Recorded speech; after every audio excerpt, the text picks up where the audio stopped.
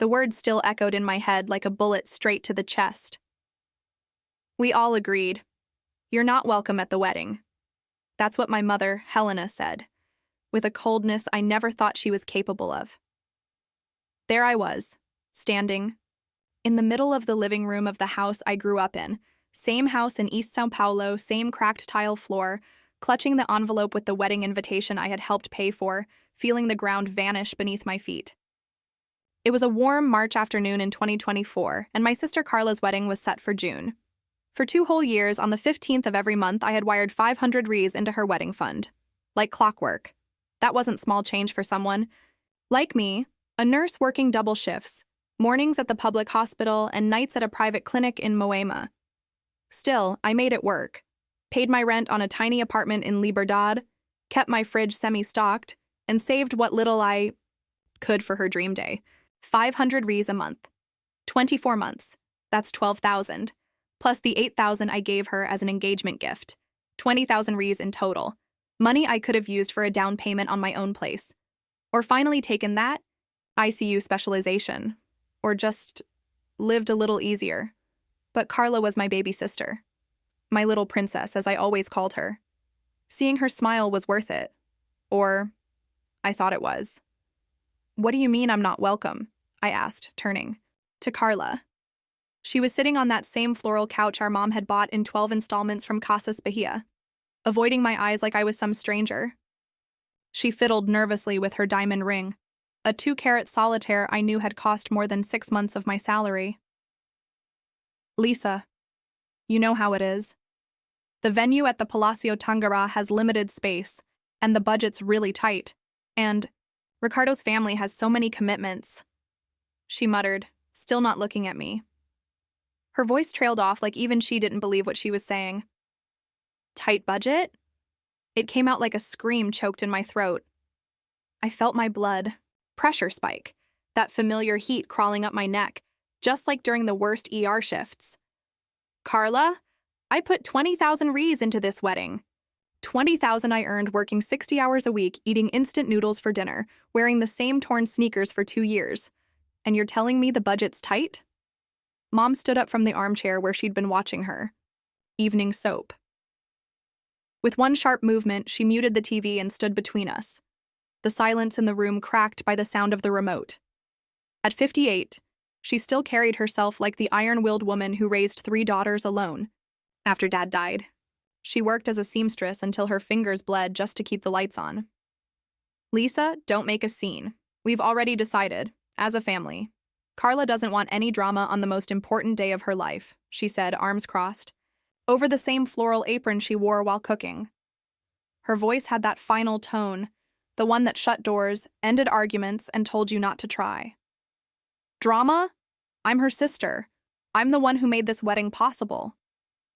You know exactly what I'm talking about, she replied, giving me that once-over look I'd known since I was little, that sharp scan of disappointment. Your way of being, your life choices, that constant need to draw attention. It doesn't fit the kind of atmosphere Carla wants for her wedding.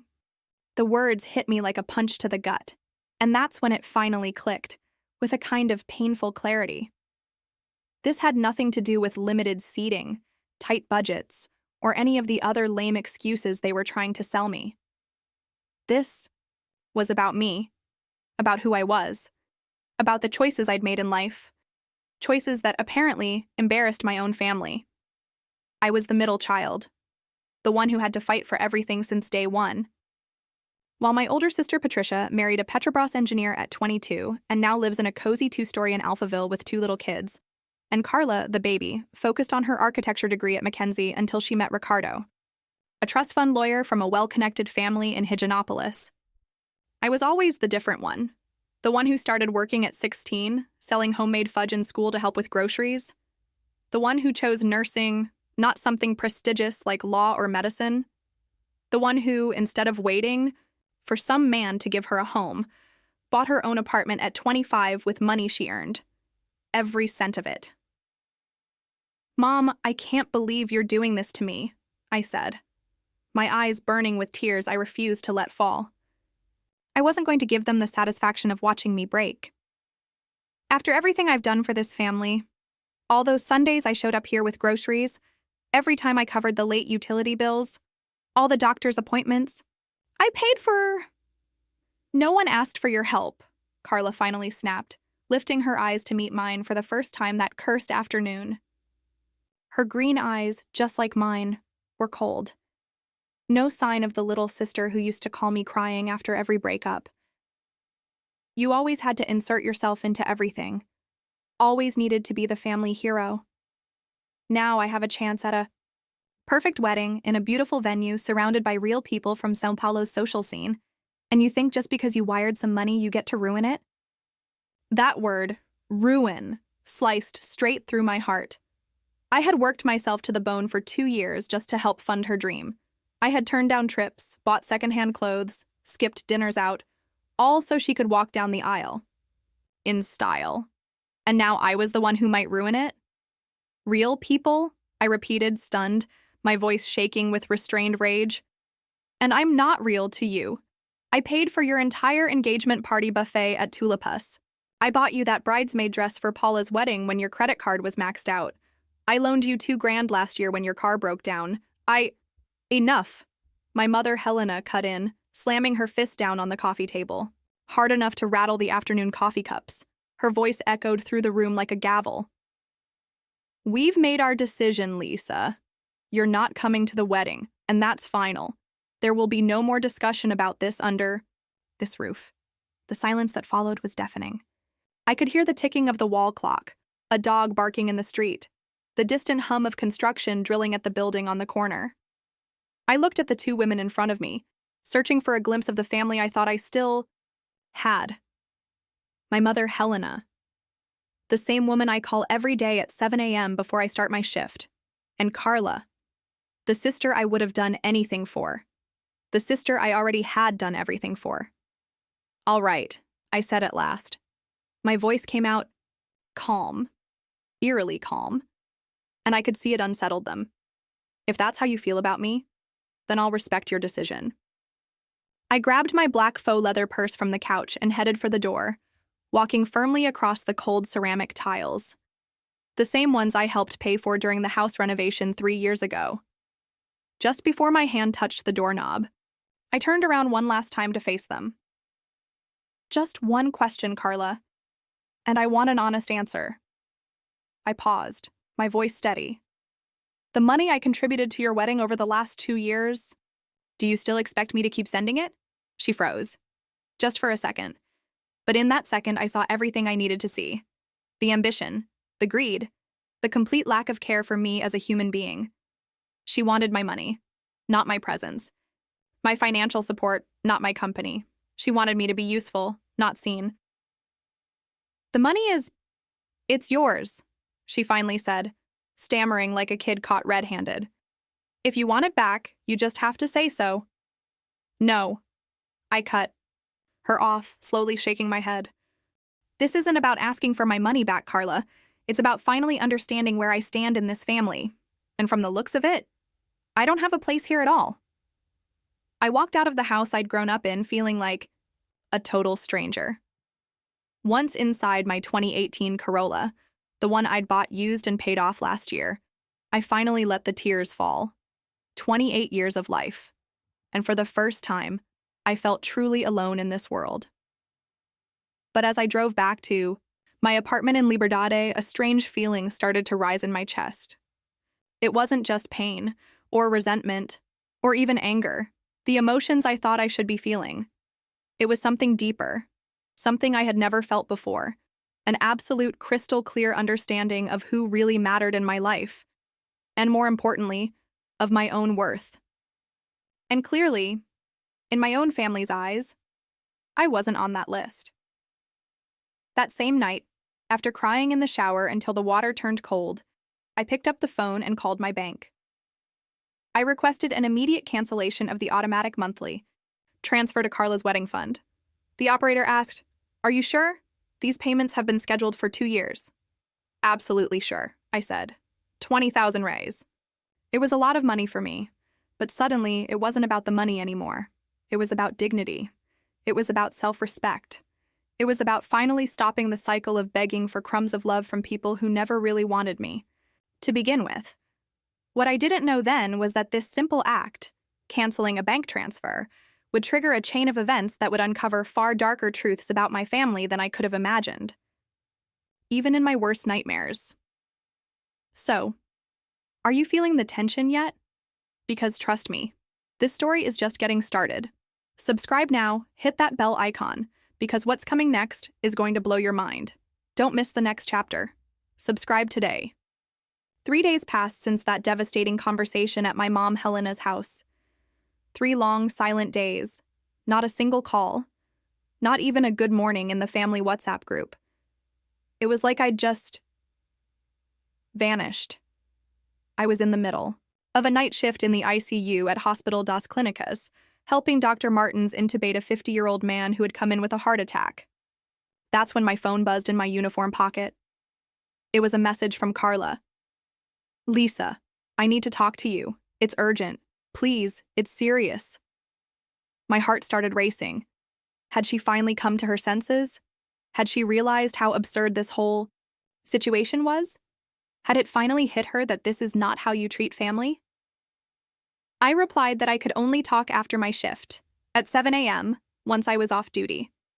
When I pulled up to my building in Libertad at 8 a.m., still wearing my navy blue hospital scrubs and carrying my backpack with my shift shoes inside, I found Carla sitting on the steps at the front entrance.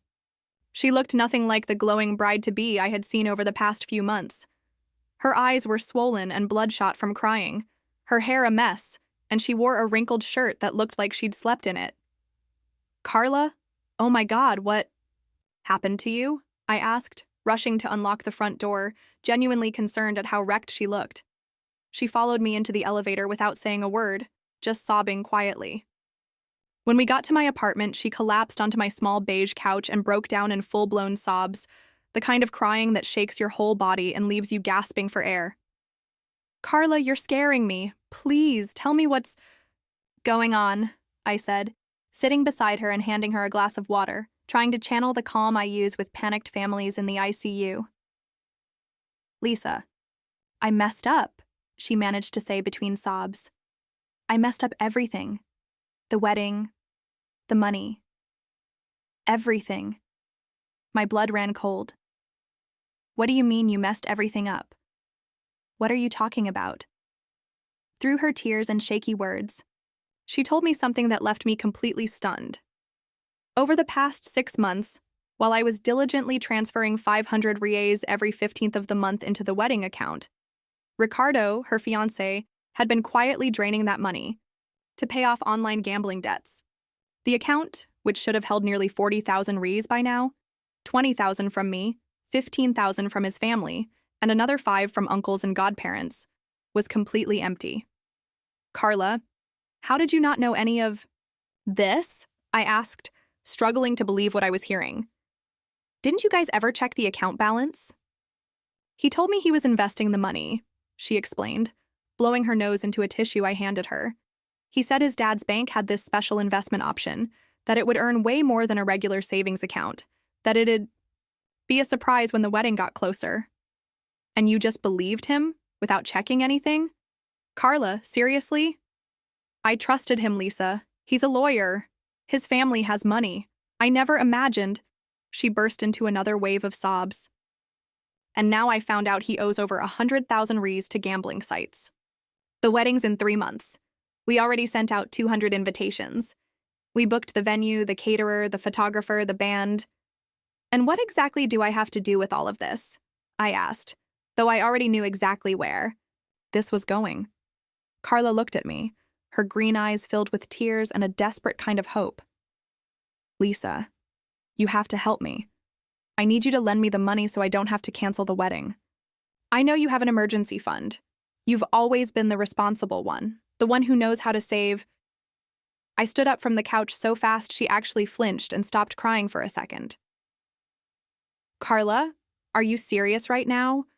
You're asking me for money? The same person who 3 days ago looked me in the eye and told me I wasn't welcome at your wedding because I'd ruined the vibe?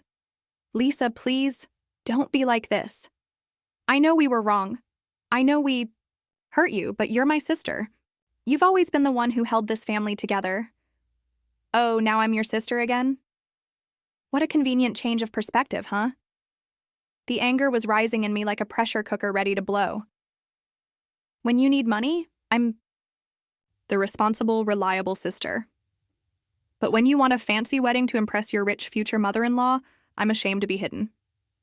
Carla stood up from the couch and walked toward me, trying to grab my arms in a desperate gesture. Lisa, you don't understand the whole situation. It wasn't my idea to exclude you from the wedding. It was Ricardo's family, especially his mom. And there it was, the bomb I'd been expecting, and yet it still stunned me with its cruelty. Ricardo's family? And what did they have to do with me? His mother, Donna Carmem. She said. Carla hesitated, clearly aware of how brutal her next words would be. She said that a single woman, almost 30, who works as a nurse and rents a small apartment by herself, didn't fit the social image of the wedding guest list. The fury I felt in that moment was unlike anything I had ever experienced. It wasn't just about me. It was about every hardworking, independent woman who's ever been judged for not fitting into the pristine little mold society built for us. It was about being reduced to my job title and marital status as if they were character flaws. And you went along with that? I asked, stunned. You, the same sister I helped pay college tuition for when Mom was unemployed? You, who crashed on my couch for 2 months after a blowout with Mom at 20. You really agreed that your own sister didn't have the social standing to attend your wedding? I didn't know how to say no, Lisa, she cried, her voice breaking. Ricardo's family is paying for 80% of the wedding. They have way more money than our family ever did. Ricardo said that if I pushed to include you, his mom might pull out the funding. Well, apparently, I said with razor-sharp sarcasm, they didn't have money to begin with, considering your fiancé blew it all on online gambling. Lisa, please, I'm begging you, she sobbed. I swear I'll fix this with Donna Carmem. I'll fight for you to be there as my sister, the way it should be. But right now I need your financial help urgently. If I cancel this wedding, I lose more than Ricardo. I lose my career credibility. His family is super connected in São Paulo. They could refer me to huge architecture projects. And that was the truth I needed to hear. It wasn't about love. It was about leverage. It was about status and climbing the social ladder. And I, with my honest, hardworking, simple life as a nurse, was seen as an obstacle to that climb. Carla, listen to me very carefully, I said, taking a deep breath to steady my thoughts and deliver the words with the clarity the moment deserved. I'm not giving you a single penny. Not because I don't have money saved. I do. But because I finally understood something that feels both painful and freeing. What? I finally realized that for years, you all saw me as a walking ATM dressed up as a sister. Need money for a Sweet 16 party? Call Lisa. Need help with a car down payment? Call Lisa. Need tuition money for a course? Call Lisa. Need funding for a princess wedding? Call Lisa.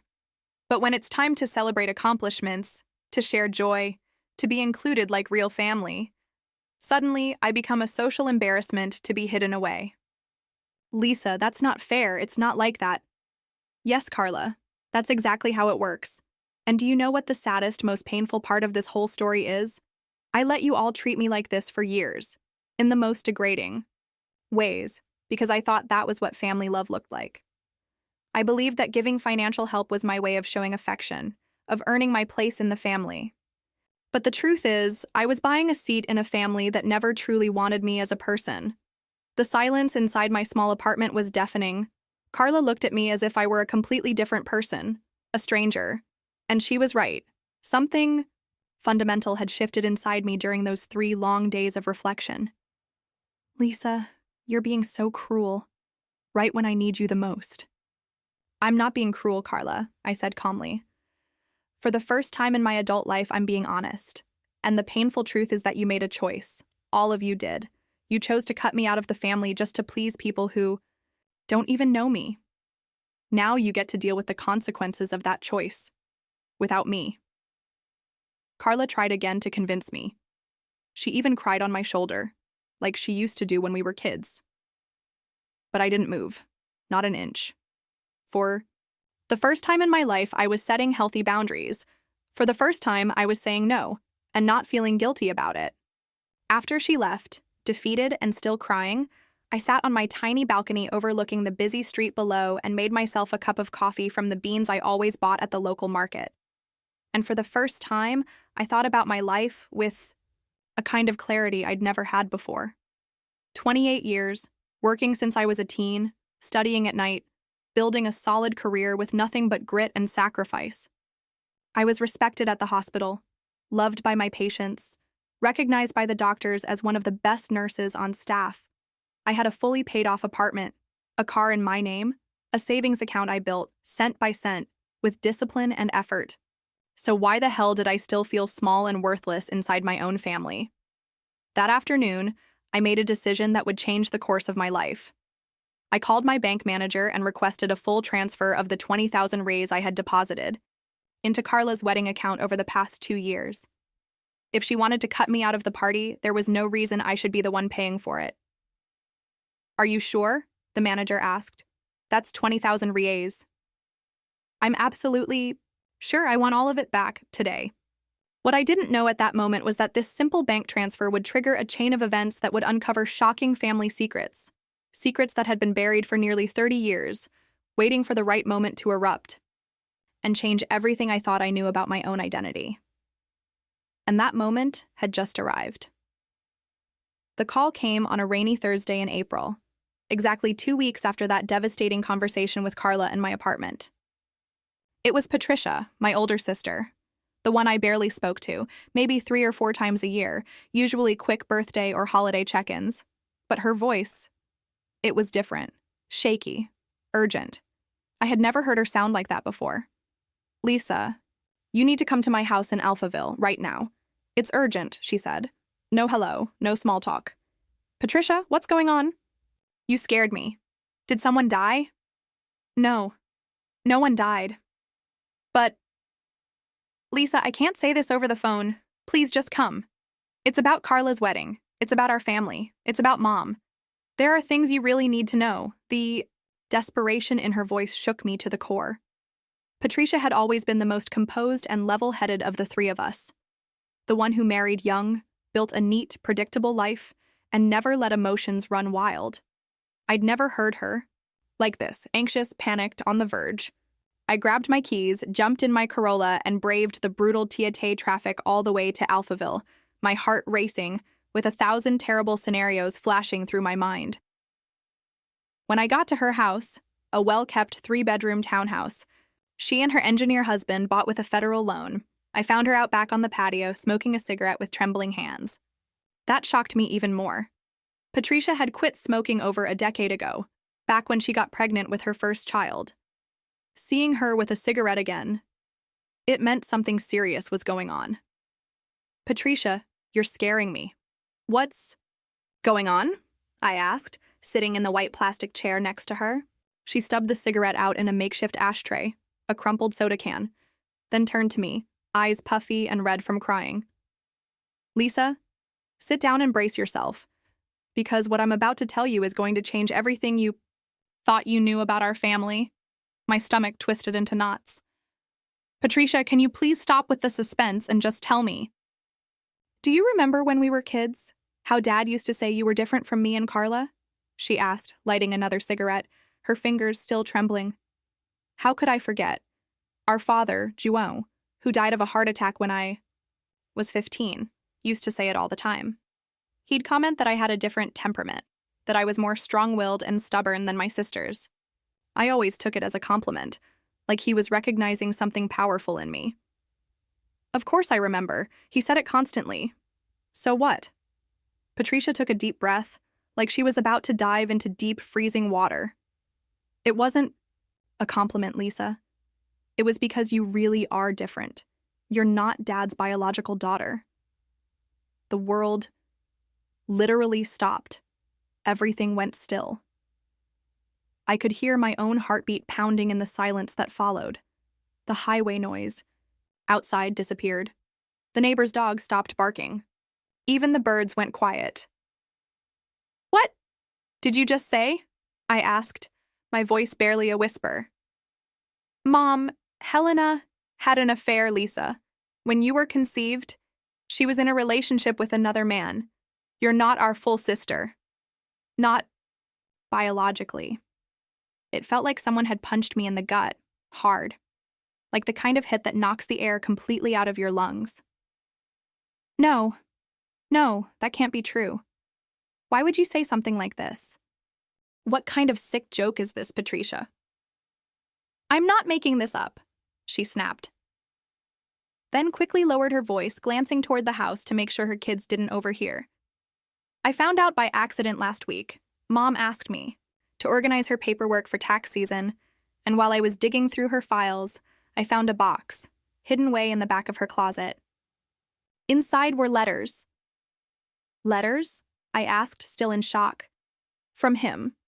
Your biological father, Lisa. He tried to contact you several times over the years. Mom hid it all from us. From you. My brain was spiraling.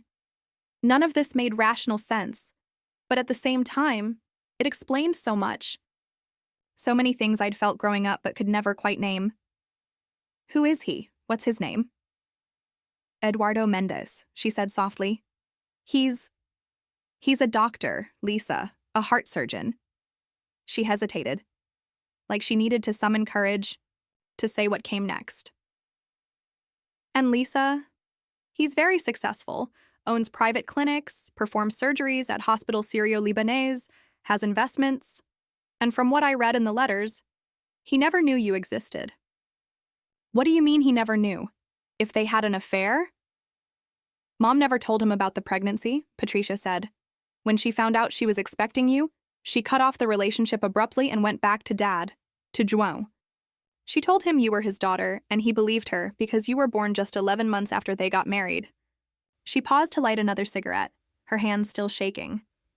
But Eduardo, he kept trying to reconnect with Mom for years. In the letters, he says he always felt like something was left unresolved between them, that he could never truly forget her.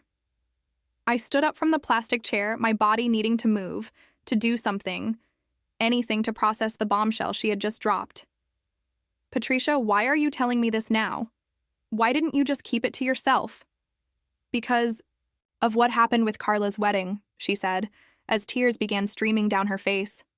Lisa, when I saw how cruelly they excluded you, how they treated you like you were some kind of burden in this family, I couldn't stay quiet anymore. Because for the first time, everything made sense. Made sense how? I asked. I finally understood why Mom always treated you differently. Why she was colder, more distant with you than with me and Carla. Why she never celebrated your achievements the way she celebrated ours. Why she always made you feel like you had to work twice as hard just to be seen. Patricia's voice cracked, as her tears flowed freely now. Lisa. To her, you were a living reminder of the mistake she made, of the affair. Every time she looked at you, she saw the betrayal she committed against Dad. And suddenly, everything became clear. Painfully, brutally clear, Mom's coldness since I was a child. The way she downplayed my school awards. The way she ignored my promotions at work. How she always made me feel like I was less than, like I didn't quite measure up to my sisters. Like love had to be earned from her, and I was never quite enough. Where are the letters? I asked, struggling to keep my voice steady. They're right here, Patricia said, reaching down beside her chair and lifting a shoebox, faded and old, labeled Azalea. Lisa, the last letter is from December, just 3 months ago. He's still trying to reach out. I took the box with trembling hands. Inside were dozens of letters, the envelopes yellowed with age, carefully sorted by date. Some were from the early 90s, some much more recent. I opened the first one gently. Dated June 1995, just a few months after I was born. Helena, I can't stop thinking about you. Not for a single minute.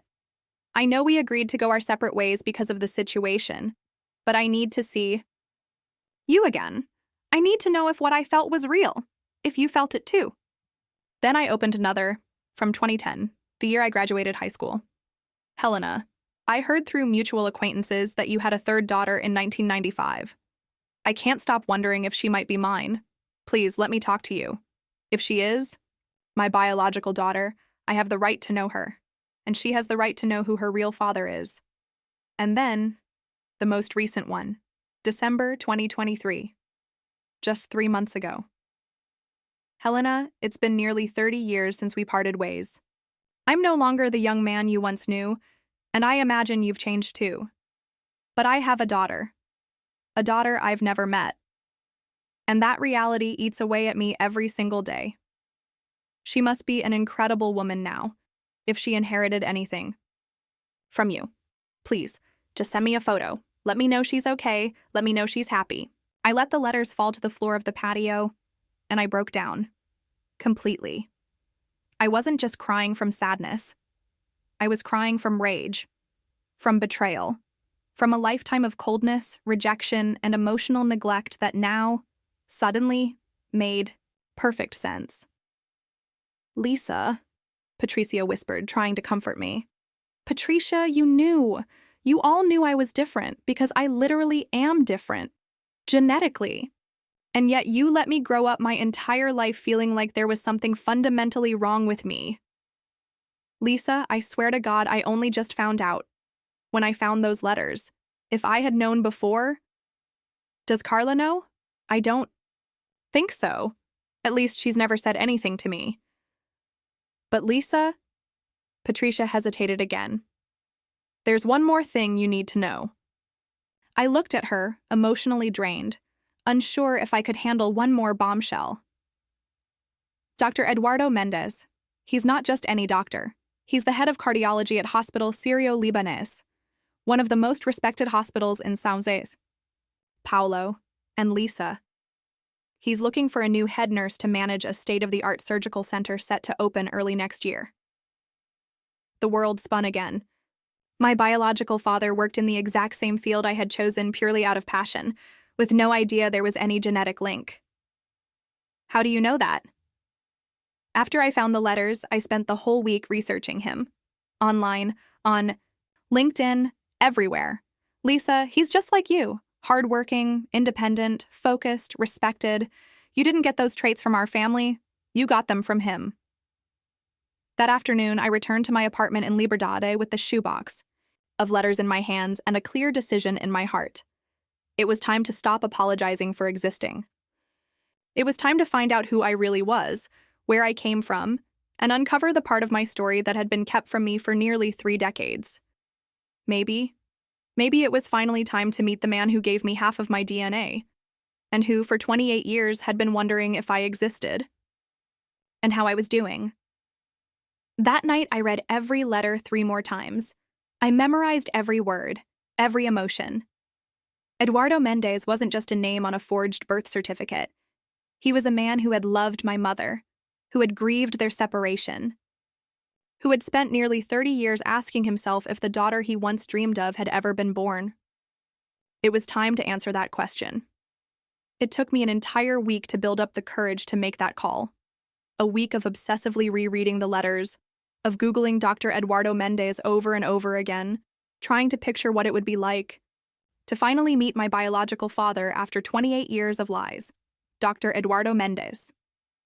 58 years old, graduate of the University of São Paulo Medical School, specialized in cardiac surgery at Harvard, head of cardiology at Hospital Syrio-Libanese for the past 15 years. In the photos I found on the hospital website, and in medical journals, I saw pieces of myself I'd never seen in my so-called real family. The shape of his green eyes, that crooked half-smile, even the way he gestured with his hands during a lecture I found on YouTube. That Thursday night, after 2 cups of coffee just to settle my nerves, I finally dialed the number listed in the most recent letter. My hands were shaking so badly I nearly dropped the phone. Hello? Dr. Eduardo? My voice was barely audible, closer to a whisper. Yes, who's speaking?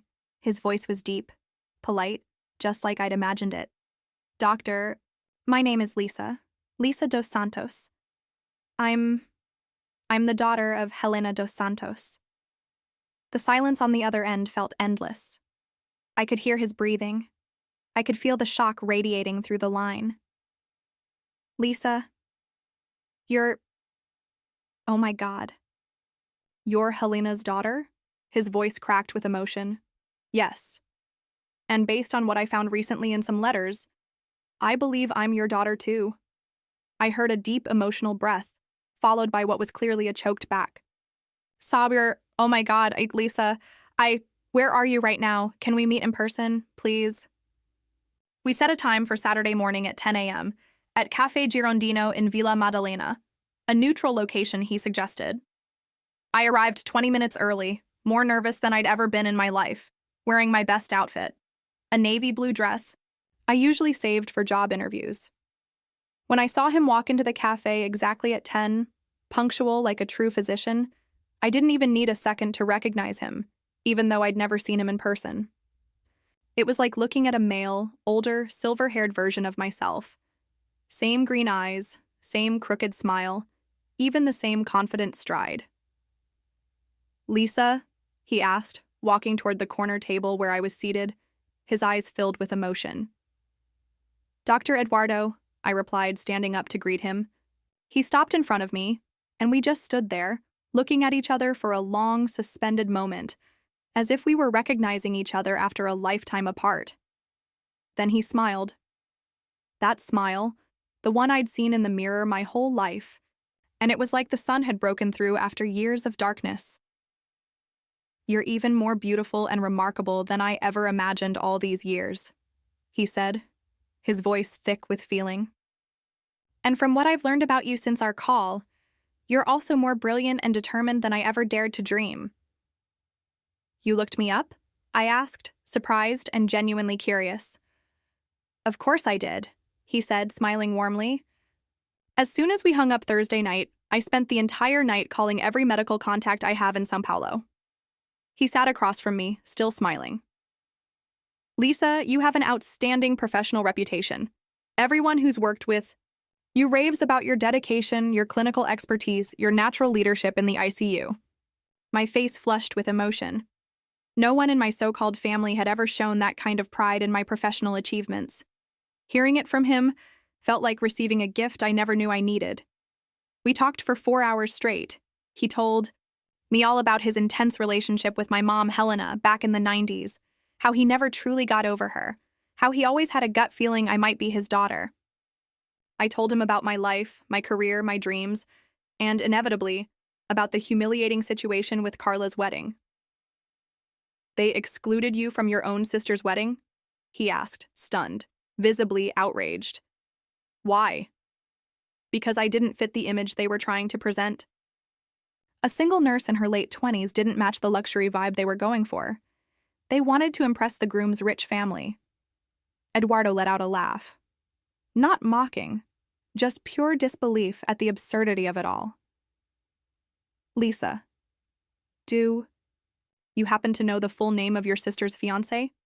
Ricardo Almeida. Why? Ricardo Almeida Jr., lawyer, son of Judge Ricardo Almeida Sr.? I think so, yes. Why are you asking? He gave me a knowing, almost mischievous smile. Carla dos Santos, the architect, is marrying Ricardo Almeida Jr. at the Palacio Tangará on June 15th, right? My heart started racing. Yes. How do you know that? Because the groom's father, Judge Ricardo Almeida Sr., has a history of serious heart problems. The family requested that a cardiologist be on standby during the entire ceremony and reception, just in case of a medical emergency. Eduardo paused dramatically. I was hired to be that cardiologist. My brain just shut down for a moment. You're going to be at my sister's wedding? I was scheduled to be there, but now that I know my own daughter was cruelly excluded from that event, I'm obviously canceling. I'm not going to be complicit in a celebration where my daughter isn't welcome. Dr. Eduardo, you don't have to do that because of me. Lisa, he interrupted, reaching across the table and taking my hand with a firm grip. I missed 28 years of your life. 28 years of birthdays I didn't get to attend, graduations I didn't celebrate, hard moments I couldn't help you through. 28 years of not being there to defend you when someone disrespected you. I'm not going to lose another minute siding with people who treat you poorly. In that moment, I felt something I had never experienced before in my life. what it means to have a father who stands up for you without hesitation. There's one more thing I want to talk to you about, he continued.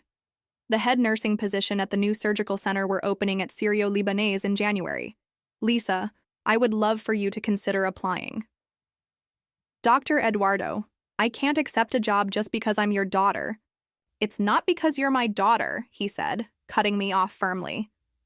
I personally checked your professional background with doctors and nurses who have no idea about our relationship. You are exactly the technical and human profile we're looking for. But of course, the decision is entirely yours. That Saturday afternoon, I went back home feeling like a completely different person. For the first time in my life, someone truly saw me for who I was. Someone valued what I brought to the table. Someone was proud of what I'd achieved. The next morning, Sunday, my phone rang early. It was Carla, her voice shaky, panicked, and on the verge of tears. Lisa, it's a disaster. Dr. Eduardo Mendez canceled on us, no explanation, and we can't find any other cardiologist available for the date. That sounds complicated, I said, surprisingly calm. Lisa, you don't understand how serious this is. Ricardo's dad has major heart issues. If something happens during the ceremony and we don't have a specialist there, she started crying. The wedding might have to be canceled. Carla, honestly, that's not my problem. What do you mean it's not your problem? You're my sister. Oh, now I'm your sister again? How convenient. Funny how quickly. That perspective changes, doesn't it? Lisa, please, I'm begging you. You work at the hospital. You know people. You can refer someone qualified? I can. In fact, I could even speak to Dr. Eduardo Mendez, ask him to reconsider. You would really do that? You know him? Yes, I do, and I would do it. In exchange for something very simple. What do you want? My official invitation to the wedding, and not some last-minute afterthought. I want to sit at the head table, with the family, and be treated with the respect a sister deserves. The silence on the other end of the line lasted nearly a full minute. Lisa, you know I can't do that. Ricardo's family, the high-profile guests, the social environment. Then I can't help you with the cardiologist. That's how this works. You're blackmailing me. No, Carla. I'm giving you a choice. You can either keep catering to the narrow-minded opinions of people who don't even really know you, or you can recognize the presence of your own sister on the most important day of your life. The choice is yours. I hung up the phone, and for the first time in a long time, I felt completely in control. That Tuesday morning, Carla showed up at my apartment door. In her hand was an envelope. Her eyes were red with humiliation. Here, she said, holding out the gold-trimmed invitation. Your official invite, head table, with the family. I took the invitation and smiled. It wasn't just a gold-trimmed piece of paper. It was public recognition that I mattered. As a person. As family. And Dr. Eduardo? I asked. He agreed to come back. After I explained everything, Carla said, hesitating. But Lisa, he made one unusual request. What kind of request? He said he wants to give a special toast during the reception. Something about real family and second chances. In life. I smiled even wider. Eduardo was planning something meaningful, and I had a feeling it was going to be unforgettable. The wedding day finally arrived, and I got ready with more care and self-love than I ever had in my entire life. I chose an elegant royal blue dress, had my hair and makeup done professionally at a high-end salon in Villa Madalena, and for the first time in years, I felt beautiful, confident, worthy. I arrived at the Palacio Tangará right on time and was escorted directly to the head table. The reaction from Ricardo's family was exactly what I expected. Barely hidden looks of shock, whispers, visible discomfort. But I was there because I deserved to be. And this time, nothing and no one could take that away from me. During the ceremony, I spotted Eduardo at a distance, impeccable in a tailored black Italian suit, discreetly positioned near the altar, ready in case of a medical emergency. Our eyes met just once during the exchange of vows. He gave me a subtle smile, a look of encouragement, of solidarity. The reception was in full swing, packed with São Paulo's elite, when Eduardo approached the DJ and asked for the mic. Carla looked at me, wide-eyed and panicked. She clearly didn't expect him to speak, especially not at that moment. "Good evening, everyone." His deep, composed voice echoed across the golden ballroom of the Palacio Tangará. "I'm Dr. Eduardo Mendez, the cardiologist on duty for this beautiful celebration. But tonight, I'm not here just in a professional capacity. Tonight, I'm here for something far more personal and emotional." The room fell instantly silent. I could feel hundreds of eyes turning toward him. My heart pounded in my chest. Tonight, after 28 years of separation, I am standing in the same room as my daughter Lisa for the first time in our lives. The emotional impact of that sentence rippled through the entire room. People turned, scanning the crowd for me, even my mother, Helena, who turned ghost white and had to steady herself on her chair. Lisa is a nurse, one of the most exceptional professionals I've ever encountered in my entire medical career. She's independent, driven, resilient, and has built an incredible life through her own determination and talent. For 28 long years, I asked myself if she was out there, if she was okay, if she was happy. He paused, clearly moved. And now I know. Not only does she exist, but she is one of the greatest sources of pride I've ever known, as a father. Tears streamed down my cheeks, but this time, they were tears of pure joy, tears of belonging. "I'd like to offer a special toast," Eduardo said, raising his champagne glass, "to the newlyweds, Carla and Ricardo, but also to life's second chances, to families that find their way back after decades apart, and to the brave, strong souls who never stop fighting for the love and dignity they deserve, even when the whole world tries to silence them." The entire room stood in unison, glasses raised, in the most moving toast I've ever witnessed. I saw my mother, Helena, openly weeping. Patricia was beaming with pride. And Carla. Carla was looking at me with something I'd never seen in her eyes before, a mix of surprise, admiration, and respect. After the toast that changed everything, Eduardo walked straight to my table. "May I have this dance? With my daughter?" he asked, extending his hand. On the dance floor, as we swayed to a slow waltz, he leaned in and whispered softly, "Lisa, I know I can't get back the 28 years we lost, but if you'll let me, it would mean everything to be part of your life from now on." "I'd really love that, Dad," I replied, using the word I had always longed to say for the very first time. "And about the position at the hospital? Have you thought about it?" "I have. A lot. And I'd be honored to accept it." In that magical moment, dancing with my father for the first time in my life, surrounded by a family that finally saw me, acknowledged me, respected me, I realized something liberating.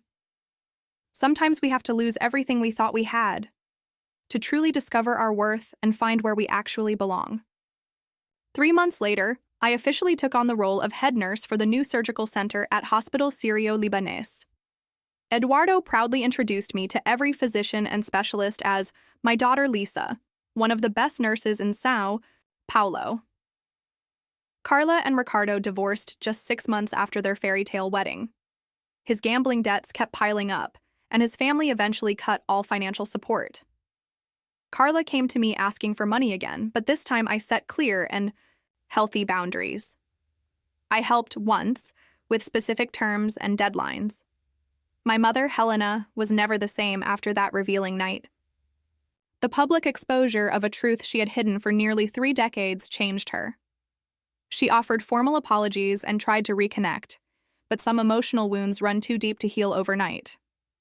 Today, 2 years after that wedding that changed, everything I can say with complete certainty, I found my real family. Not just Eduardo, but an entire circle of people who truly value me for who I am. I have a father who is proud of my accomplishments. I have colleagues who respect my work. And most importantly, I have something I never had before. Unshakable self-respect. Lisa's story teaches us a fundamental truth about toxic family dynamics and self-worth. We should never settle for scraps of love and respect from people who are supposed to value us unconditionally, no matter what. When a family treats someone like a walking ATM, useful only in moments of crisis but excluded from moments of celebration and joy, it's time to draw firm, healthy boundaries. Real love doesn't exclude, it doesn't shame, and it certainly doesn't come with price tags based on your financial usefulness. Lisa spent years trying to buy her place in a family that never truly accepted her. It was only when she stopped apologizing for existing and stopped accepting disrespect that she discovered her true worth. Sometimes the most harmful people in our lives are the very ones who were supposed to love us without conditions. The most important lesson? You don't need the approval or validation of people who refuse to see you to be valuable, worthy, or deserving of respect. Your story, your achievements, your character, all of that exists whether or not others choose to acknowledge it. And once you truly begin to value yourself, you naturally start attracting people who do the same. Real family isn't always the one you're born into. Sometimes it's the one you choose. And that chooses you back, with genuine love.